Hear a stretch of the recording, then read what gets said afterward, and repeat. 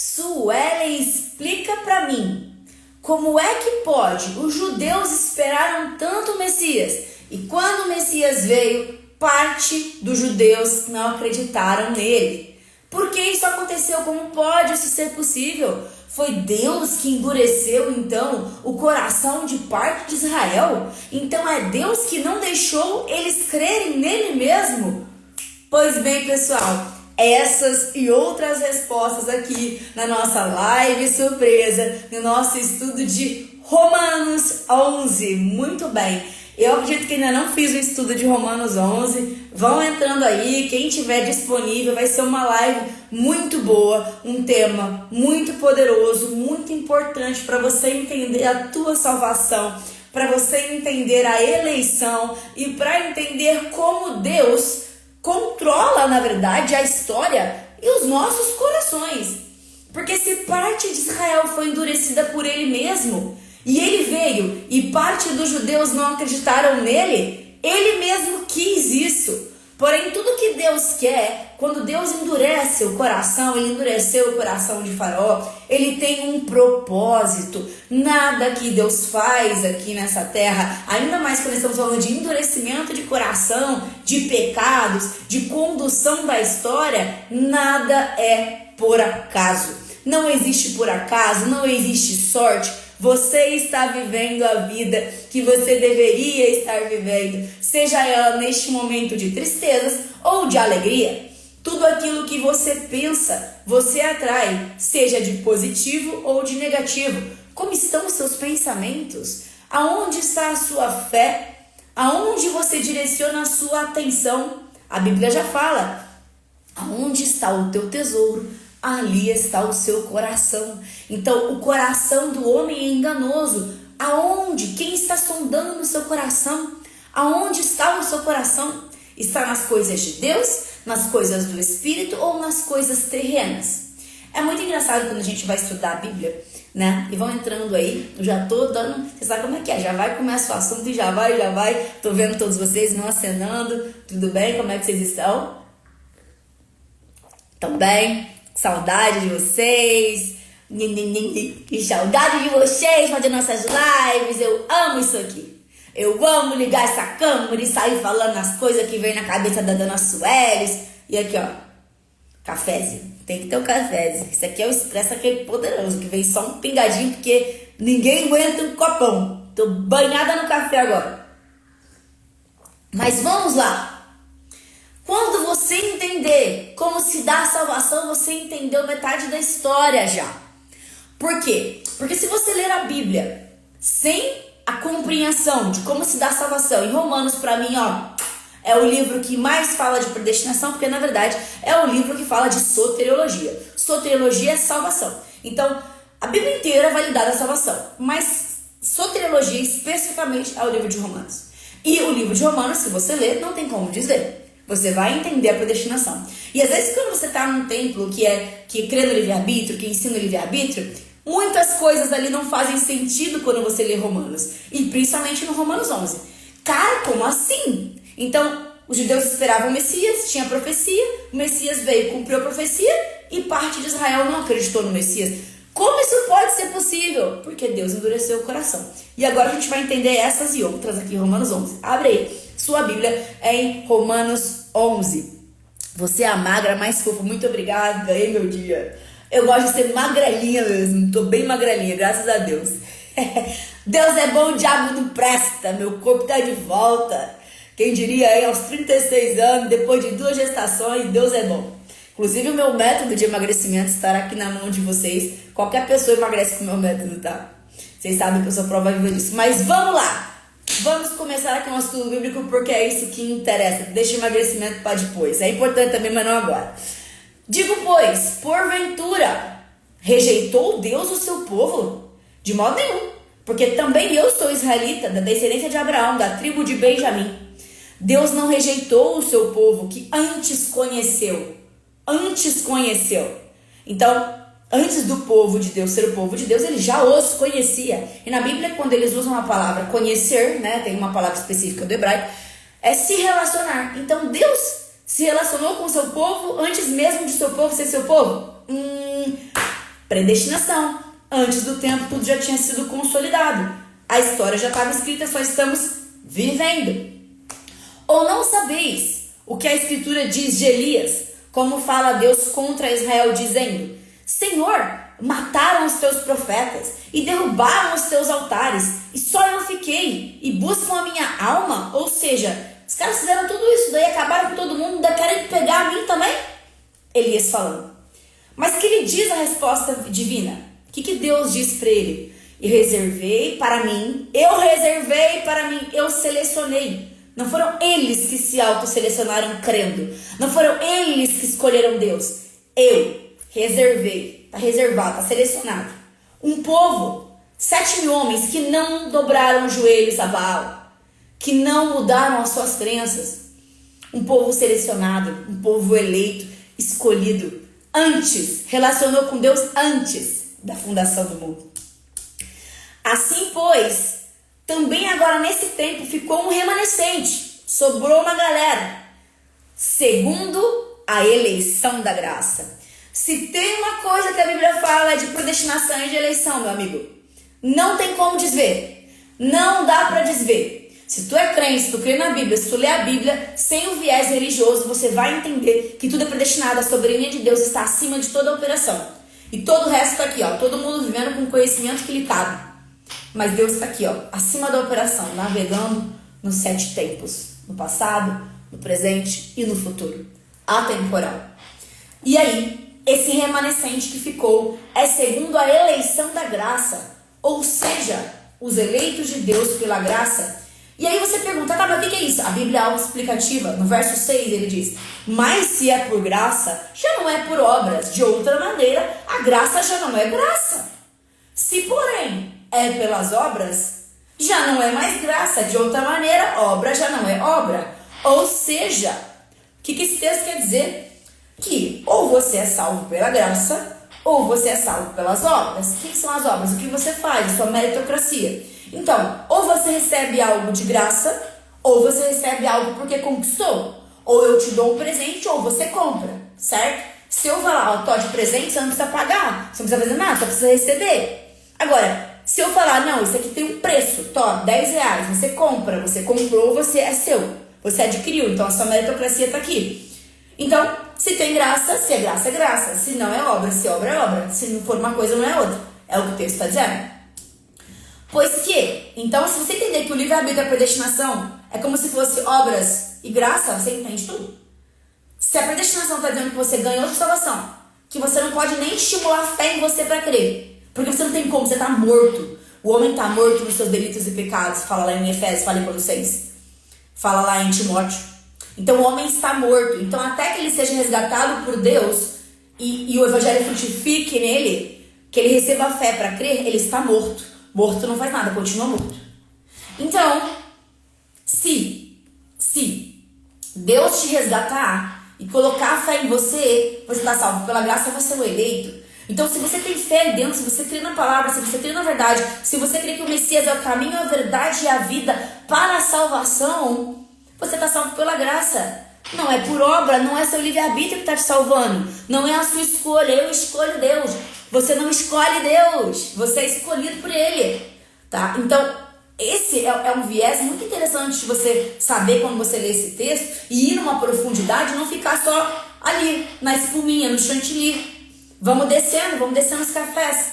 Vamos lá para a parte amarga, tá? Então, graça é graça, obra é obra, graça é predestinação, obra é livre-arbítrio. Vocês conseguem entender esse conceito? Comenta aqui pra mim se tá ficando fácil de compreender, se eu tô falando fácil, se eu tô conseguindo traduzir. Coloca aí, comenta assim, ok, entendi, graça. Comenta aqui se você estiver ouvindo e entendendo o que eu estou dizendo. Romanos 11:7 para quem chegou agora. Pois que o que Israel buscava não alcançou, mas os eleitos alcançaram e os outros foram endurecidos. Então vamos lá, vamos entender o que está sendo dito aqui. O que Israel buscava não alcançou. Então, buscar a salvação pelas leis, guardar as leis, buscar por meritocracia, fazer a expiação dos pecados. Veja bem, aquilo foi importante em certo momento, porque existe uma história, início, meio e fim. Então, para a história se consolidar, precisa existir o início. E o início era com as leis. As leis tiveram seu papel. A expiação, o cordeiro, o sacrifício teve o seu papel. Que era o quê? Apontar para o Messias que viria e morreria. Então, até que o Cordeiro Perfeito e Imaculado viesse no mundo, esse ritual físico era de iniciação. Era importante, tinha o seu valor. Mas depois que o Messias veio, o que era físico passou a ser espiritual. E é por isso que todos os rituais do templo, de sacrifício, tudo que você é feito, você não precisa mais fazer. Aí você vai dizer, Sueli, mas a gente tem que guardar as leis? Se você entender que as leis são os mandamentos, são a verdade revelada de Deus, a vontade de Deus para a sua vida, você guarda os mandamentos. Agora eu vou te dizer uma coisa, se você tentar guardar os mandamentos conforme a galera judia, os judeus de antigamente, né, os israelitas, você não vai conseguir. Porque a forma com que eles guardavam os mandamentos era bem certinho, porque era uma ordenança. E quando o Messias veio, o que ele cancelou? Diz lá em Colossenses. Ele cancelou as ordenanças da lei. Então, tudo que é ordenança é uma ordem, tem que fazer, porque se não fizer tem uma consequência. Então, essa lei que existia para ser guardada tinha os mínimos detalhes. Inclusive, os 10, eles aumentam para 613, ou seja, os 10 são apenas um resumo, detalhamento de cada tópico das 10. E tudo tinha que ser muito bem seguido. E assim eles estavam conquistando a salvação deles. Escreve aí pra mim. Voltou? Voltou? Vocês estão me ouvindo? Falou aqui que tinha pausado por causa da conexão. Escreve aí pra mim se vocês estão me escutando para eu continuar, para não perder o fio da meada. Escreve aí para eu continuar falando e não cortar. Fala aí se vocês estão me ouvindo. Me ouvindo bem, me vendo bem. Ok. Continuando então. Então, a lei, ela tinha a sua função. E sim, você pode colocar que se você estava guardando a lei, você estava fazendo obras. Então, você fazia expiação de pecados, né? Porque o Messias não tinha vindo. Então, ele ainda não tinha morrido para que você pudesse ter acesso ao Pai. Então, os rituais, eles eram físicos. Depois que o Messias veio, os rituais passaram a ser espirituais. E isso é muito importante, guarda essa informação. Porque depois que passa a ser espiritual, o Messias passa a morar através do Espírito Santo, Deus passa a viver dentro de você. E isso é muito importante para um conceito que eu vou ensinar para vocês daqui a um tempo. Mas entendam que esse Espírito Santo que habita dentro de você é uma parcelinha de Deus dentro de você, te convencendo do pecado, te convencendo das questões. Tanto é que diz lá, que tem o versículo que fala que eu vou enviar o Consolador e ele vai caminhar com vocês na verdade, ele vai guiar vocês, não vai ter mais necessidade de ninguém falar nada para vocês. Então, até o Messias vir e fazer milagres públicos, estar ali e morrer, era necessário isso naquele tempo. Então, a lei, tudo que foi feito foi necessário para o Messias vir. Quando ele veio e morreu, tudo que a gente vive agora é necessário que aconteça dessa forma. Então você começa a entender por que Israel foi endurecido. Porque era necessário que parte de Israel fosse endurecida até o quê? A plenitude dos gentios. Quando todos os eleitos forem tocados pela verdade, aí vem o fim das coisas. Porque só não acontece isso porque a Bíblia fala que Deus está segurando, né? Está segurando o governo desse mundo, né? Não lembro exatamente qual o termo que usa, mas ele está segurando os principados e potestades. Ele não deixa que a história finalize ainda. Tem um tempo determinado para as coisas, predestinação. Então, as coisas se dão conforme a história foi escrita por Deus. Então, nada pode ser frustrado. Por isso que você não tem parcela de decisão livre. Porque se você tivesse 1% de decisão livre, você poderia frustrar os planos de Deus. Ele não poderia garantir o final da história. Entende? Então, aqui, o que Israel buscava não alcançou. Então, aquilo que Israel fazia, guardando as leis, eles viram, né? A verdade veio, o Messias veio e mostrou que não adianta o que vocês façam. Vocês podem matar cordeiro, vocês podem tentar guardar a lei, não vai ser suficiente para vocês se salvarem, tá? E aí fala, mas os eleitos alcançaram. Quem são os eleitos? São os eleitos da graça. Então, todos aqueles que estão sendo salvos pela graça alcançaram. Por quê? Porque não é por mérito, como ali mesmo diz, é por graça. Então, não está na mão das pessoas a sua própria salvação. Porque as pessoas falhariam miseravelmente nessa busca. A gente não consegue, a gente é mal por natureza. Então, se existe algo bom em mim, algo bom em você, vem de Deus, não vem de você. Deus como? Essa parcelinha de Deus que habita dentro de você. Então, mas os eleitos alcançaram. E os outros foram endurecidos. Então, assim, tá lá Israel. Vamos botar Israel inteiro. Tá? Nem fala que Israel tá falando do pessoal lá do Antigo Testamento. E aí os eleitos são os gentios, o pessoal aqui da expansão que foi enxertado na videira. Vocês vão ver mais pra baixo aqui. E aí, os outros foram endurecidos. Então, parte de Israel foi endurecida. Então, teve uma galera que buscou lá através das leis, dos sacrifícios e tal, não conseguiu. Uma parte foi endurecida, não acreditou no Messias. E os outros eleitos conquistaram que foi pela graça. Então, o único modo de salvação continua sendo a graça, independente do início, meio e fim. Por quê? Porque no início a gente é salvo pela graça que virá o Messias. Então, eu acredito que o Messias virá, vai morrer por mim. Graça. E tem os salvos pela graça que viram. Então, eu vivi na época do Messias, então eu sou salvo pela graça porque eu vi a graça se manifestando no mundo. E tem os que são salvos pela graça que já se consumou. Então, nós, após ali a morte do Messias, todos que vieram depois acreditam na graça que foi contado. Então, a salvação sempre vai ser pela graça, é o único meio de salvação. Só que a história tem início, meio e fim. E tem desenvolvimento. E esse desenvolvimento, todo mundo está sendo salvo pela graça. A graça que viria, a graça que veio, a graça que viria, a graça que está em nós e a graça que veio. Conseguiram entender mais ou menos a sistemática da salvação? Comenta aqui pra mim.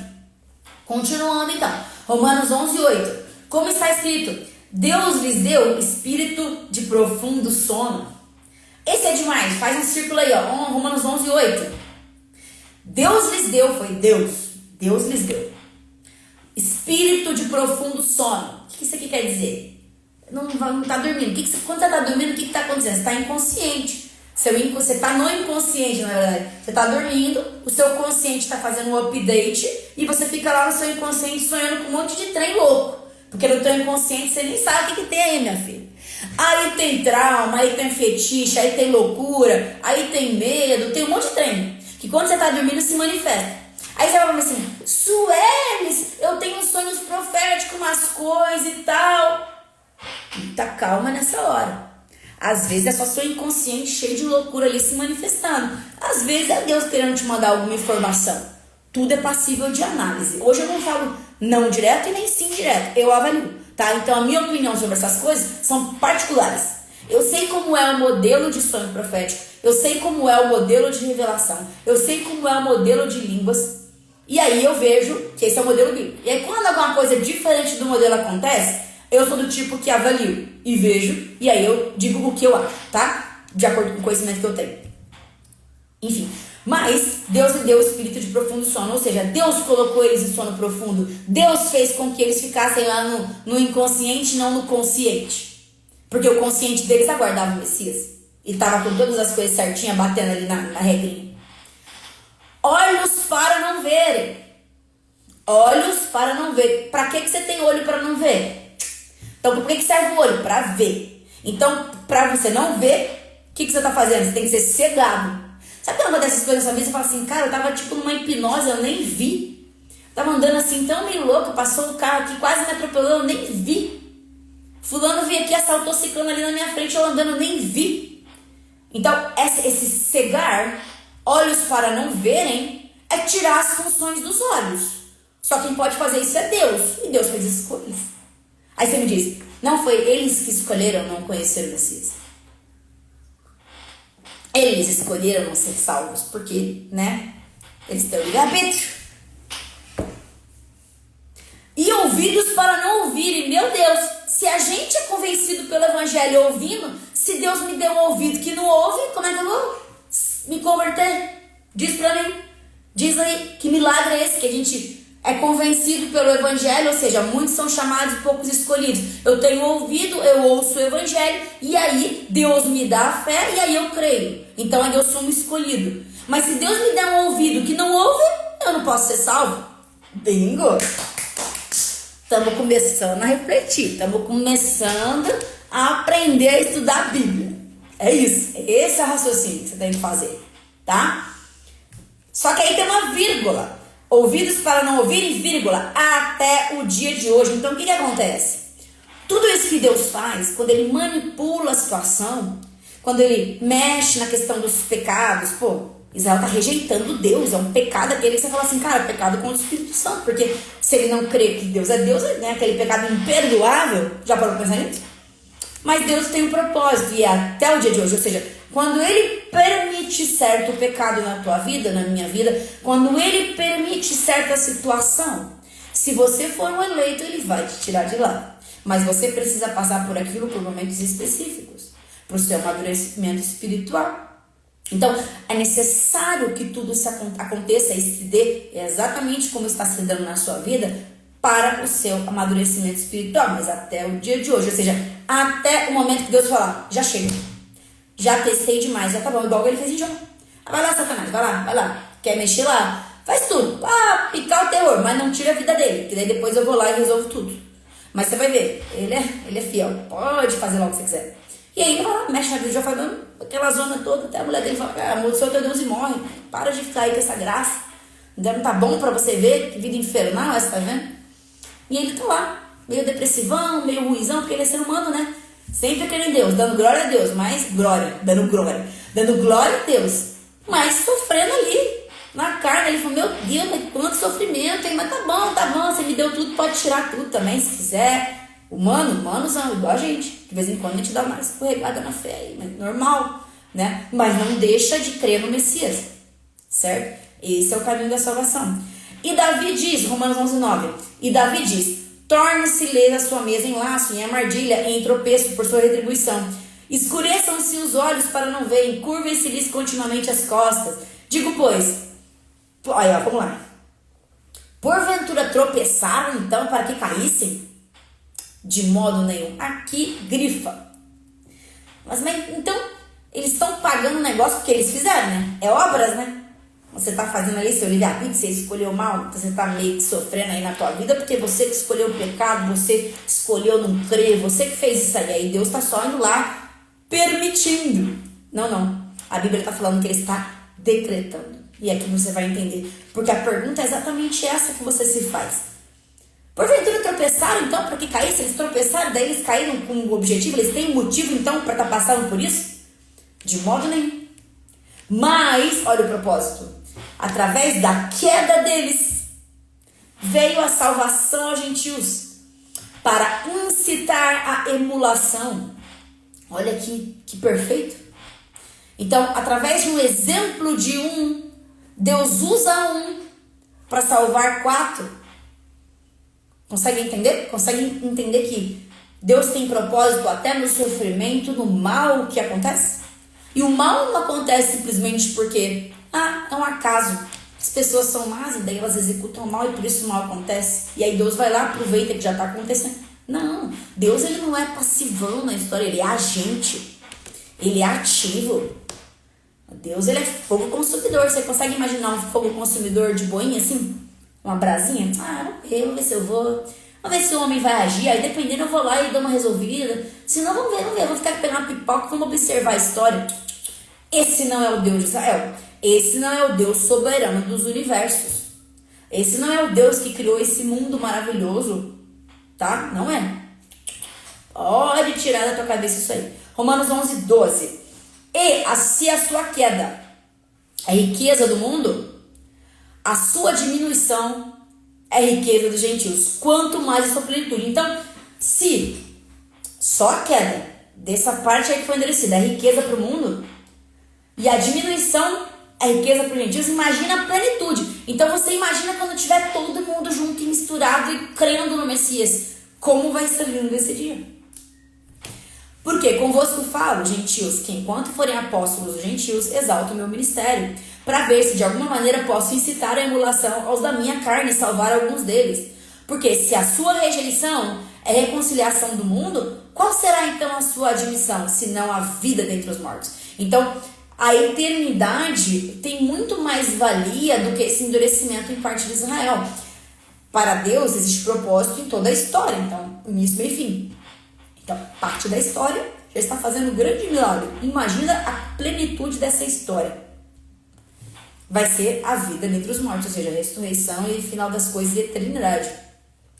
E se as primícias são santas, também a massa o é. Se a raiz é santa, também os ramos são. E se alguns dos ramos foram quebrados, e tu, sendo zambuzeiro, foste enxertado no lugar deles, e feito participante da raiz da seiva da oliveira, isso aqui é uma grande metáfora, né, dos ramos, enfim, quebrados, para dizer que os eleitos, que tinha o povo escolhido, os eleitos sempre foram escolhidos, mas eles entram como enxertados, porque originalmente existia um povo só lá, inicialmente, mas a história estava sempre escrita, já estava determinado que esses seriam enxertados, né? Tanto é que Paulo foi o principal precursor do evangelho para os gentios, e eles foram enxertados, porque existiam vários rituais, várias coisas para você ser judeu, ser Israel, né? Então, os gentios não cumpriam essas coisas. Então, por regra, né, eles não poderiam ser considerados povo santo e eleito, mas eles são, porque daí eles foram enxertados e foram feitos, quando fala feitos participantes da raiz da seiva da oliveira, foram participantes dessa salvação,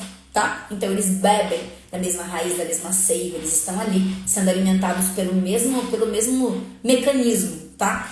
Então, não te glorie contra os ramos. Então não fique achando que porque você é circuncidado, porque você fez cumpriu as regras lá, porque você fez tudo isso, que você é melhor que os ramos que foram enxertados. E se contra eles vocês ficarem se gloriando, não és tu que sustenta a raiz, mas a raiz é ti. Então fica ligeiro.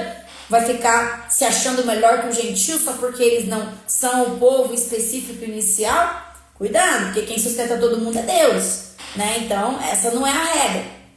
Dirás, pois, os ramos foram quebrados para que eu fosse enxertado. Está bem, pela sua incredulidade foram quebrados, e tu estás em pé pela fé. Então não te soberbas, mas teme. Ou seja, não fique vangloriando porque você tem fé e os outros não têm. Ore para que Deus desperte mais eleitos. Quando você crê em uma coisa que a outra pessoa não crê, obviamente que aqui no meu canal eu preciso trazer as verdades, então eu falo de forma mais incisiva. Isso tudo é a minha comunicação aqui de forma assertiva para que vocês compreendam, tá? Porém, no meu dia a dia, obviamente que eu não fico saindo convencendo e falando para todo mundo de tudo que eu creio, né? Por quê? Porque a incredulidade das pessoas tem tempo determinado e cada pessoa vai ser desperta para assuntos que Deus é que vai conduzir. Então a Sueli não é a salvadora da pátria, a Sueli é uma pessoa que compartilha, né, o evangelho, a mensagem, tudo aquilo que faz sentido no meu coração, conforme eu sinto que Deus está me revelando. Assim como Ele revela para mim, Ele pode revelar para você. Eu não tenho nada de especial que você não tenha e não possa, por exemplo, falar de Deus, tá? Só que eu não sou uma pessoa insuportável no meu meio, no sentido de que todo mundo que eu conheci agora eu vou ficar pregando Bíblia e falando um monte de coisa. Não existe isso, porque cada pessoa vai ter o seu momento de crer na verdade. Porque se Deus não poupou os ramos naturais, temos também que não te poupe a ti também. Considera, pois, a bondade e a severidade de Deus para com os que caíram. Então tenha dó, tenha bondade, tenha empatia para as pessoas que pecam no seu redor. Porque você não sabe por que elas caíram. Você não sabe o porquê que está acontecendo isso, qual é o propósito de Deus na vida dessas pessoas. Ore pelos seus inimigos. Na sua benignidade, de outra maneira, também tu será cortado. E também eles, se não permanecerem na incredulidade, serão enxertados, porque poderoso é Deus para tornar enxertar. Aí nessa parte aqui, as pessoas podem pegar e dizer, tá vendo, você pode perder a sua salvação, porque se você não andar na linha, você pode ser enxertado novamente. Será que Deus fica enxertando, desenxertando, literalmente? Será que Deus tem um livro, que Ele pega e risca seu nome do livro da vida, assim, ó? Aí, fulano lá, Aline aqui, Aline Ferreira, ixi, deixa eu ver, Graziela, ixi, Denise, fez besteira. Ah não, a Denise pediu perdão ontem, deixa eu voltar o nome dela pro livro da vida, agora voltou. Mas amanhã ela vai pecar de novo, né? Daí deixa eu tirar de novo então. Deixa eu ver quando é que ela para de pecar de vez, para eu já arriscar uma vez. Vocês acham que tem um mecanismo assim que Deus faz? Obviamente que não. Então, tudo isso é para que vocês entendam que quem é, quem não é. E com o tempo vai ser revelado. Porque, por isso tem aquele texto que fala assim, Senhor, Senhor, em teu nome expulsamos demônios. Vocês acham o quê?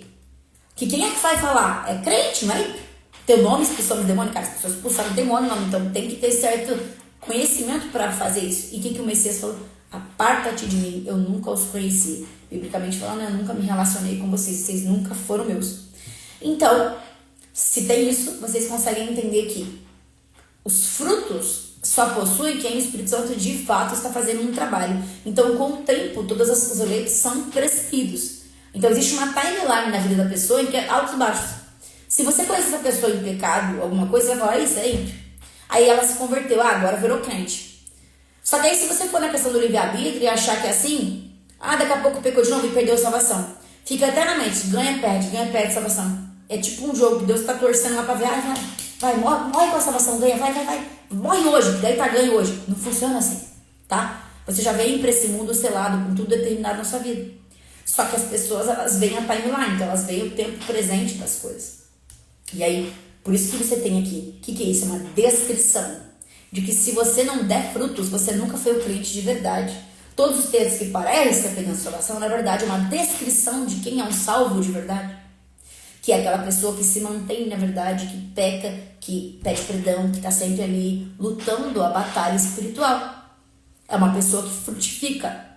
Então, se essa pessoa permanecer na incredulidade, ela vai ser cortada. Por quê? Porque o incrédulo não tem salvação. O pecador tem salvação. O incrédulo não. Porque a única coisa que salva é crer no Messias, na verdade. Se você não crê, como é que você vai? E esse tipo de pecado é o pecado com o Espírito Santo, entenderam? Por isso que o pecado com o Espírito Santo é o pecado sem perdão. Porque de fato só vai ser salvo quem crê na verdade, quem crê que o Messias tem poder para salvar, quem crê que ele é o Filho, quem crê que ele é Deus. Então, se você crê, você tem fé, você recebeu fé para crer, você é eleito. Ah, Sueli, mas eu tenho dúvida, tem dia que eu creio, tem dia que eu não creio. Então peça para Deus te revelar se você crê mesmo de todo o coração. Porque ainda que você creia na verdade, conheça a Bíblia, às vezes você pode escorregar, né? Enfim, é essa luta que a gente vive aqui. Não quer dizer que deixou de crer em Deus, você pecou. Aí você vai lá, pede perdão, fica com vergonha, aquela história toda, né? Enfim, porque se tu foste cortado natural, vamos dizer, contra a natureza injetado na boa oliveira, quanto mais esses que são naturais serão injetados na sua própria oliveira. Porque não quero, irmãos, que ignoreis esse segredo, para que não presumais de vós mesmos, que o endurecimento, essa é a parte principal da live do conteúdo, que o endurecimento veio em parte sobre Israel até que a plenitude de gentios haja entrado. Então, o endurecimento, Deus endureceu o coração de parte de Israel para aguardar a plenitude de gentios. Então, precisava que isso acontecesse para que a história se desenrolasse e a plenitude de gentios vai chegar antes do Apocalipse começar, quando todos os eleitos foram atingidos pelo Evangelho, quando todos forem salvos, porque a Bíblia fala que ele não vai perder ninguém, todos vão ser salvos. Aí sim, você vai ver uma conversão em massa dos judeus. Desses que não acreditavam, vão começar a acreditar.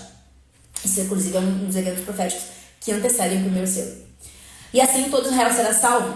Todo Israel será salvo. Não, até esses que estão endurecidos vão ser salvos. É assim. E assim, alcançou a plenitude. Então, fica endurecido até que... E aí, todo mundo vai ser salvo. Ou seja, não vai perder ninguém. Que perda de salvação é essa? Me explica você. Da onde que a gente tira que salvação pode ser perdida? Todo o Israel vai ser salvo, até quem foi endurecido. Quem foi endurecido não crê, não acreditou que o Messias era verdadeiro. E aí? E aí? Usou o livre-arbítrio para não acreditar, depois usa o livre-arbítrio para acreditar? Que história é essa? Que loucura é essa? Não é bíblico, vocês percebem? Se ler a Bíblia, você consegue entender a verdade. E você vê que o livre-arbítrio não se sustenta. Então, todo Israel vai ser salvo, como está escrito. De Sião virá o libertador e desviará de Jacó as impiedades. Desviará de Jacó as impiedades. Não é Jacó que vai se desviar. Ele vai desviar. Percebe? O cordeiro vai vir e vai tirar as impiedades. E essa será a minha aliança, contrato com eles, quando eu tirar os seus pecados. Quem tira os pecados é Deus, não é você. Assim que quanto ao Evangelho são inimigos por causa de vós, mas quanto à eleição amados por causa do Pai. Porque os dons e a vocação de Deus são sem arrependimento. Como é que Deus vai dar a sua salvação hoje e amanhã vai tirar? Os dons e a vocação de Deus são sem arrependimento, não existe regrets, não tem como eu te dar hoje e amanhã eu te dar, não tem como eu colocar o seu nome no livro da vida e amanhã tirar, não tem arrependimento. Deus sabe exatamente da história, que história é essa da cadeira maluca da salvação? Porque assim como vós também antigamente fostes desobedientes, todo mundo foi desobediente a Deus, nasceu com o pecado na carne, mas agora alcançastes a misericórdia pela desobediência deles, então está tudo conectado, we are all connected. E é tudo por misericórdia. Misericórdia. Essa é a palavra da salvação. Salvação é a mesma coisa que misericórdia. Quando eu salvo pessoas que não merecem, eu estou sendo misericordioso. Eu estou te dando algo que é uma coisa muito maravilhosa, sem você fazer nada e merecer, porque Deus é misericordioso. Então a salvação é por misericórdia e a condenação é por justiça. Então, quando eu condeno pessoas que pecaram, eu estou sendo justo. E quando eu salvo pessoas que pecaram, eu estou sendo misericordioso. A história toda está nos atributos de Deus. Ele quer ser um Deus conhecido por você e por mim. Então ele quer manifestar todos os seus atributos. Como é que eu vou manifestar misericórdia se eu não tiver misericórdia? E como é que eu vou ter misericórdia se eu não fizer algo contra alguém que não merece? Para pra pensar? É só pensar. Mas vem comigo que a Dona Sueli conduz você, tá quase acabando. Assim também, estes agora foram desobedientes, para também alcançarem misericórdia. Olha que doideira! Ai, deixa eu tomar esse final de café frio já. Tá frio. Ai, café frio é péssimo, mas vambora. Sem reclamações.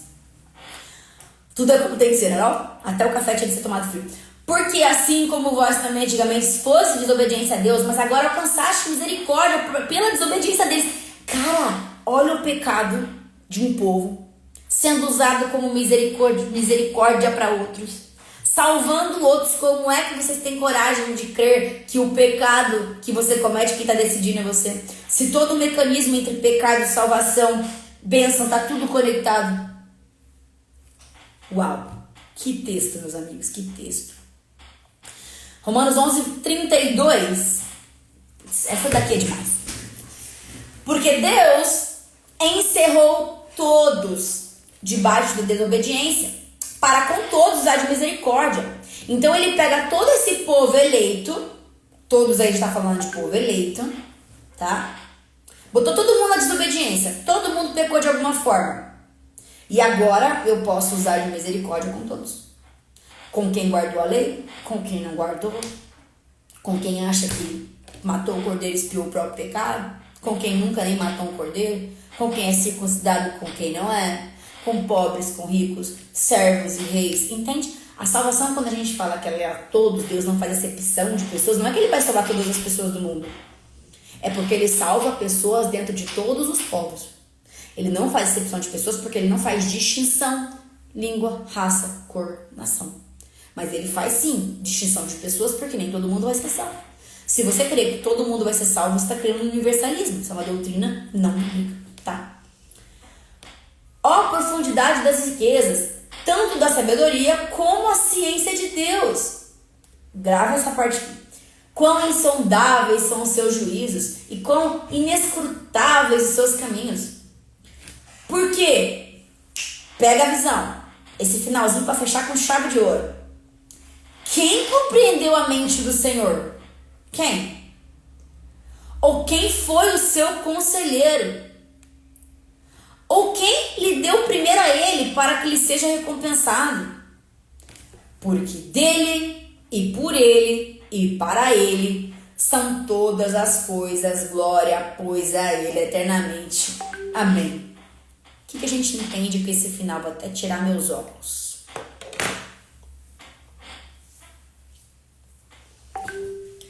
Ó profundidade das riquezas, tanta sabedoria como da ciência de Deus. Quão insondáveis são os seus juízos, quão inescrutáveis os seus caminhos. Quem compreendeu a mente do Senhor? Quem foi seu conselheiro? Quem deu primeiro a ele para que seja recompensado? Porque dele, por ele, para as outras coisas. Toda a história, pega aqui, ó, vem comigo, para o que você está fazendo. Para. Vem comigo, concentra aqui. Tudo que a gente vive não é para você, não é para mim. Toda a história se resume em tudo por ele e para ele são todas as coisas. E você nunca vai entender certas coisas, a não ser que Deus te revele na plenitude dos tempos. Ninguém nesse mundo vai morrer sabendo tudo. Só vai saber tudo quem chegar lá no final, ou quando a gente recitar e olhar e Deus contar pra gente o que aconteceu. Porque quem entendeu a mente do Senhor? Ninguém. Quando vocês me perguntam, a gente vai lembrar das coisas da eternidade? Não sei, tem texto bíblico que fala que vai cancelar tudo, tem texto bíblico que fala que cancelar metade. Vai ser feito alguma coisa que quem entendeu a mente do Senhor? Quem sabe como ele opera? Quem entende os juízos de Deus? Quem entende a profundeza das riquezas? As pedras preciosas? Os cristais maravilhosos, os planetas, as estrelas. Quem entendeu? Então por que você, crente, tem tanto medo de certos conhecimentos? Será que Deus não deixou certos conhecimentos para que a gente pudesse entender certos caminhos da vida e acessar certos conhecimentos para viver um pouco melhor? Será que Deus não tem uma forma de criar a sua mente e a minha e de ensinar esse caminho da sua mente para que você tenha uma vida um pouco mais plena terrenamente falando? Quem é que conheceu a mente de Deus? Quem é que foi primeiro a Ele para que seja recompensado? Porque dele e por Ele são feitas todas as coisas. Como é que você pode limitar o seu pensamento, o seu conhecimento terreno sobre as coisas, se Deus disponibilizou o conhecimento para nós? Aí você vai me dizer: Suelen, mas o ser humano pecou justamente porque lá no Éden o que foi negociado foi o conhecimento. Ok, o ser humano quis ter o conhecimento. Ele está tendo o conhecimento. E aí quando Deus te dá o conhecimento, o que você faz? Não quero. Não quero. Deixa quieto. É pecado. Quem disse? A história só se deu justamente porque Deus queria que você tivesse acesso ao conhecimento. Ou você acha que Satanás entrou nas portas dos fundos lá no Éden? Deus não tinha um controle? Por que Deus colocou 2 anjos com a labareda? Era para Satanás não entrar? Ou era para Adão e Eva não voltarem, que eles eram humanos? Ah, Sueli, mas tudo estava predestinado. Por que Deus botou condenação para a serpente, para ela rastejar agora, tudo? Porque aí está a responsabilidade das coisas. Porque você não é um robô, você tem um corpo, você tem uma mente, você tem raciocínio, você tem ação. Então você já é errado se você fizer algo que não é para fazer. Manda quem pode, obedece quem tem juízo. O homem não tem juízo, é por isso que o homem desobedece. Porque quão insondáveis são os seus juízos, quão inescrutáveis os seus caminhos, os caminhos que Deus opera, a forma com que Deus faz. Ninguém entendeu a mente dele. Mas uma coisa é verdade: você não é alecrim dourado da história. A história não existe para você viver. O mundo existe, as coisas existem porque Deus um dia quis criar, goste você ou não. Agora, Ele te ama, Ele disponibiliza conhecimento para você viver melhor. Por isso que lá em Deuteronômio 30:19 fala: ponham diante de ti a bênção e a maldição. Escolhe, pois, a bênção, para que viva tu e tua descendência. Ele está falando de salvação? Ou ele está falando de vida terrena? Se você todo dia come porcaria, daqui a pouco você vai ter uma doença. Aí você vai estar lá na cama de ai, tô morrendo e tal. Ai, como eu sofro. O que você fez todos os dias para chegar lá? Nisso tá as suas escolhas. Deus fala: não é para comer açúcar. A Suelen vai lá e faz o quê? Compra um docinho e come em 2 dias. Se eu passar mal, o problema é meu. O problema é meu. Fico bem caladinho. Tô fazendo coisa errada. Tá entendendo? Então o ser humano, ele só entende, ele só aprende na dor. Na bênção a gente só... ai, que alegria. Ai, que felicidade. Não é pra aprender na bênção. Aprender que bênção é bom. Putz, não precisa nem estar na bênção. Só de você olhar os outros vezes e falar: putz, eu quero aquilo ali. É óbvio que é bom. Viu Deus que era bom? Tudo é bom. Maravilhoso. Adão e Eva não tinham noção do que era mal, porque eles viviam uma vida boa. Eles não sabiam nem como eles tinham uma vida boa. Porque quando você só tem só vida boa, você não sabe o que é vida ruim. A dualidade é necessária para que você amadureça. Todo conhecimento que Deus disponibilizar para você, avalia, meu irmão. Veja, bate com a Bíblia. É só isso que eu tenho para dizer hoje. É só isso tudo que eu tenho para dizer hoje. Ó, mensagem de Deus para você nesse dia. Eu nem ia fazer essa live agora. Tava cheio de compromisso aqui pra fazer, mas Deus tocou no meu coração já faz dias que eu tô pra fazer essa live. Então, meu amigo, minha amiga, sentiu no coração aí que essa live tocou em você alguma coisa? Pode ser que toque alguém. Clica nessa setinha aqui, manda pra alguém. Manda, não precisa falar muita coisa, só manda. Agora, o que essa menina aqui vai clicar, começar a assistir e receber uma resposta que tá precisando? É assim que Deus trabalha. É mais ou menos essas coisas assim. Ele mexe em mim, mexe em você e mexe quando vai vendo. We are all connected. Lembra disso. Todos estamos conectados. De uma forma ou de outra. Pelas coisas boas ou pelas ruins. Mas todos estamos conectados.